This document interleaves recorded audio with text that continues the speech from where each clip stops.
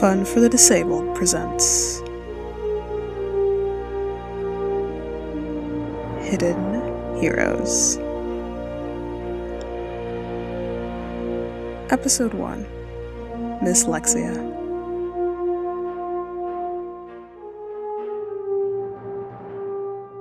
Welcome to the first episode of Hidden Heroes, a series about celebrating the strengths of learning disabilities and mental illness.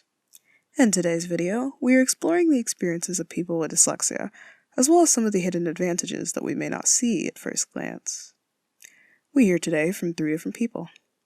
One is Dr. Ari Goldstein, a psychologist working with people with dyslexia or ADHD. Another is Mr. Dean Bergonier, founder and executive dyslexic of a nonprofit called Noticeability, which aims to aid and empower students with dyslexia.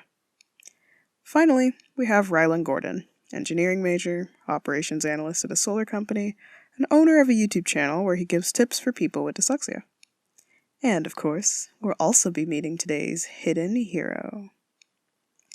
First, we'll spend some time learning a bit more about dyslexia and how it affects the lives of those who have it. Then, we'll meet today's hidden hero, before leaving you with some final parting words. Let's get into it. So the term dyslexia itself means trouble with language from Latin, and there's no actual diagnosis category in the DSM or the ICD, which are the manuals that psychologists use for making diagnoses. There's no actual diagnosis of dyslexia. It falls under the diagnosis of reading disability. And when someone has things that are associated with true dyslexia, there's either some form of auditory or visual processing dysfunction that's causing them to have difficulties with decoding and encoding words. Oh, they're flipping letters, right? Or they're flipping numbers. That's actually a normal developmental step in reading and writing until about second grade. So if someone in first grade is still flipping letters and numbers, okay, they're a little behind in development, but it's not really, that's not dyslexia, okay? I often see dyslexia misdiagnosed when in fact it's ADHD. Because what's happening is the students are not putting the level of effort in, and they're not applying strategies. Like I'll have a student who will read a list of words for me, regular words, and they'll bomb it. But then they'll read a list of nonsense words, totally made up words, where they have to sound them out, and they'll crush it. And this is a kid who's diagnosed with dyslexia. Well, I know that's an executive functioning issue. They clearly have that skill. They're just not taking the time to slow down and apply it. And so I see a lot of that sort of misunderstanding and misdiagnosis with dyslexia. And in fact, most people don't know that it's not an actual diagnosis that's in the DSM or ICD that we use to make these diagnoses. Early elementary, we do just fine, right? We can finger paint with the best of them. We can do hopscotch till the cows come home. But it's when you introduce reading that we start to stumble. And the way the individual reacts to that frustration, that inability to grasp something that everybody else seems to pick up quite easily, can be internalized in myriad ways. Frustration, like I mentioned, anger, animosity, embarrassment, shame, all of these. And you've got to remember that we're introduced to reading at around now 7, 8 years old. And so those are pretty heavy emotions for a young child to experience, but not just once, every single day. And so by the time students get into middle school, they seem to have gone a handful of different directions. If they were lucky enough to get a diagnosis, or they were lucky enough to have a teacher that noticed their struggle and got them what they needed in terms of reading remediation and encouraged them and supported them, you get an individual who hopefully says, I'm going to muscle through it. I'm going to get through this school thing, and I'm going to prove to everybody that says I'm stupid that I'm not. But far too often, those emotions can be very detrimental and deteriorating to our self-esteem. And so a lot of us will start to try on these different personalities. Well, what if I'm the class clown, right? Then everybody's laughing at my jokes, but they're not seeing that I can't read or that I'm doing badly in school. Or how about the disengaged cool kid, right? I don't care, kid, right?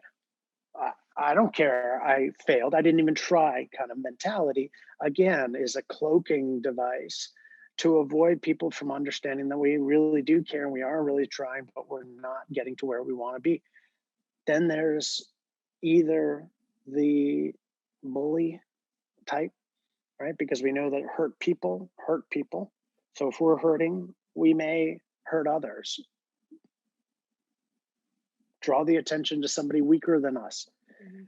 We may become incredibly withdrawn, right? Whatever we can do to please everybody as long as they don't see who we really are. So we'll just go along with the crowd. And sometimes that can mean going along with the crowd after school out by the bleachers and somebody opens some beers. Okay, I'm going to go along with the crowd, and all of a sudden you're involved in drugs and alcohol. Or somebody says it's going to be fun to put some bricks through a window. I can do that. At least I'll be accepted. Well, we know where that leads. So middle school is a really important phase because all the ramifications present themselves in high school.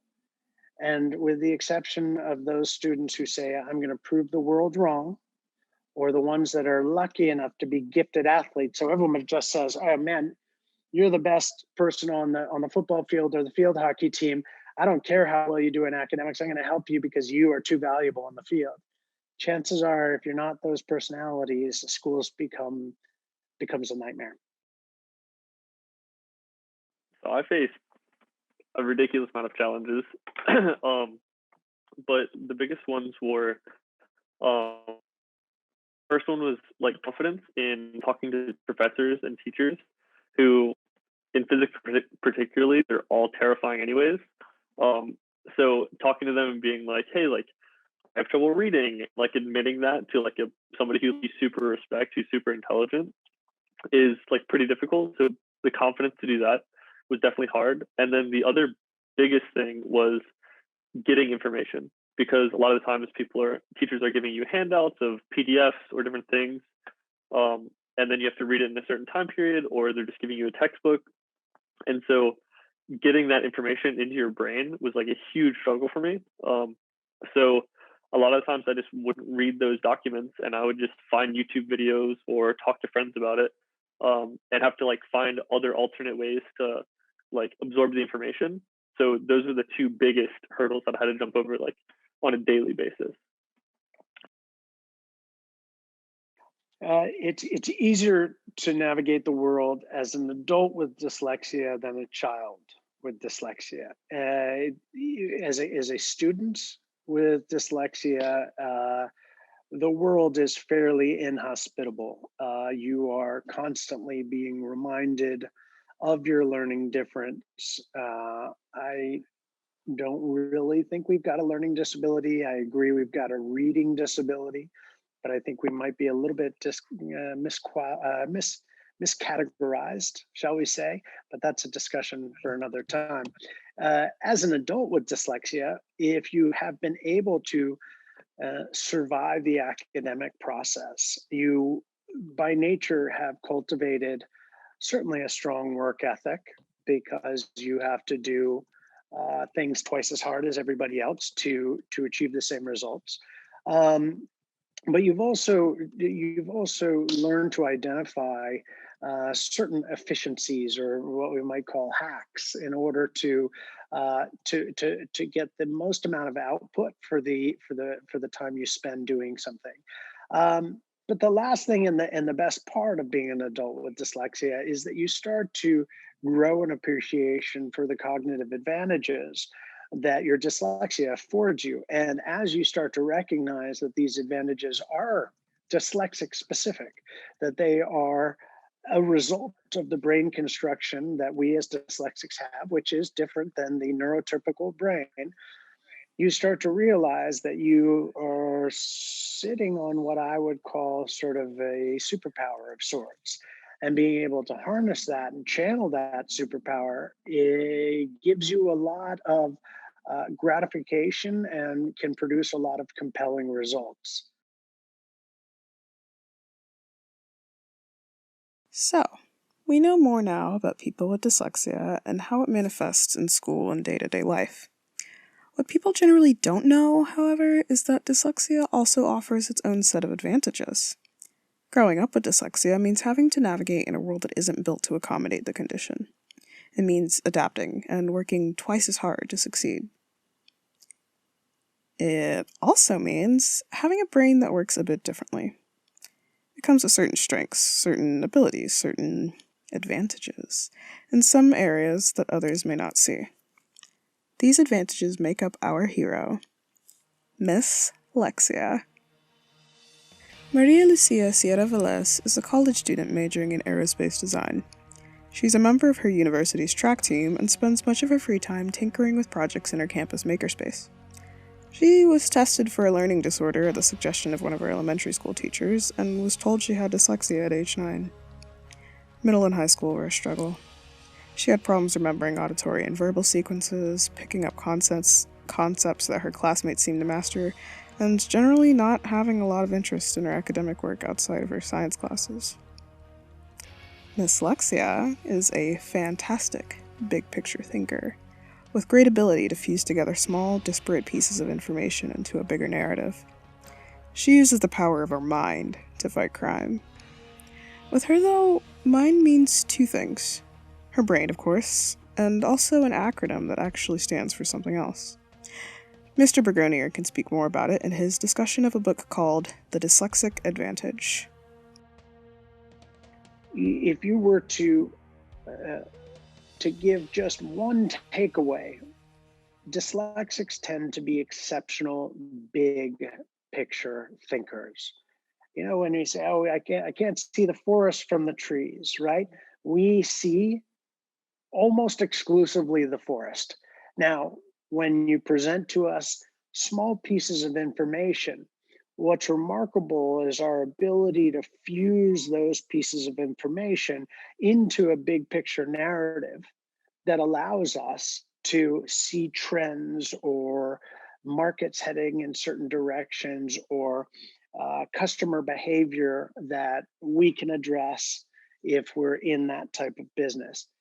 On a more detailed level, the work that we adhere to most, I think the best articulation of these advantages, were outlined in a book called The Dyslexic Advantage by two neuroscientists named Brock and Fernette Eide. And they have broken down these cognitive advantages into a 4-letter acronym, MIND, M-I-N-D. It stands for material, interconnected, narrative, and dynamic reasoning. I'm going to be very, very succinct in my description. Material reasoning is our ability to sort of see 3D images in our mind's eye and manipulate those images mentally so that when we open our eyes and we look at something like a blueprint, we can already see what that building would look like as if it were built in a virtual reality. And we can actually manipulate the image of that built structure and say, oh, you know what? We should actually add a door over here. That would be better. Still just looking at a piece of paper. Interconnected reasoning. This is something that some of the great dyslexic entrepreneurs like Henry Ford are real standouts, or Charles Schwab or Richard Branson. This is our ability to see material, pieces of information, data points that may seem completely obscure and unrelated, and we can all of a sudden see a magical connection. So ironically, Henry Ford, who is the inventor, of course, the assembly line, got the idea after visiting a slaughterhouse. Right? Most people wouldn't be able to make a connection between those two industries, but that's actually how he contributed to his creation of the assembly line. The last two, narrative reason and dynamic reasoning. Narrative reasoning is our ability to tell a story in a very compelling way. Right, rather than simply stating fact, we tend to bring emotion and passion to what we're saying. Now, when you amplify that skill and you look at the written word as a form of that narrative reasoning, you have dyslexics like Agatha Christie, who is exceptional at painting a picture, giving a really vivid depiction of an event or fictitious scenario. Or on a practical level, you can look at major global change agents like Winston Churchill or John F. Kennedy, both of whom were dyslexic. And because of their oration, their ability to articulate themselves, they could literally compel nations to join forces. The last one is dynamic reasoning. This is probably the most difficult to understand, but when you think about things that have not occurred in your lifetime, let's talk about the pattern of erosion, for example. We knew that, during the Ice Age, these massive glaciers sweep through what we look at now as valleys and craters. And we can almost imagine, we can fast forward what will happen over the next few millennia, almost like a time-lapse video projecting into the future.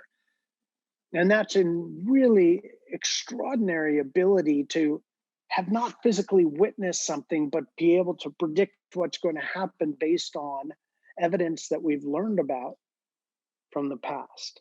So these are just a taste, just a glimpse of what these dyslexic advantages look like. But if you want to get a deeper dive, there is an audio version of the dyslexic advantage to listen to, or of course, the book to read. Maria's experiences with dyslexia are definitely not representative of everyone, and each person diagnosed with dyslexia moves through life differently. What's more important to remember is that while her learning disorder has held her back in some ways, it's also rocketed her upwards in other ways. With the help of her family, her academic support network, her friends, and her own tenacity, she's able to be the hidden hero she is. We asked Rylan if he had any advice on how to reach the point of being competent enough to share about his dyslexia. We'll end the video on his parting thoughts. That is where it comes into an individual journey, and especially when you're dealing with an invisible disability, where you don't have to talk about it. Like dyslexia, like I have a couple friends who I know have dyslexia because they've talked to me about it, but they refuse to tell anybody because in academia, you look weak if you can't read, right? Like that's like the standard of which we test everything on. You can't do it. So like, I understand how like incredibly hard it can be, but like, I don't know, people aren't as bad as we think they are. We have this perception of like people just being like awful. People are really nice. Just trust that people around you, especially your friends and family, like trust that they'll love you and support you, like no matter what. It's who you are. It will become a part of you. Like it is a fundamental part of me. I introduce myself and I'm like, yo, like I'm dyslexic. It's so cool. Like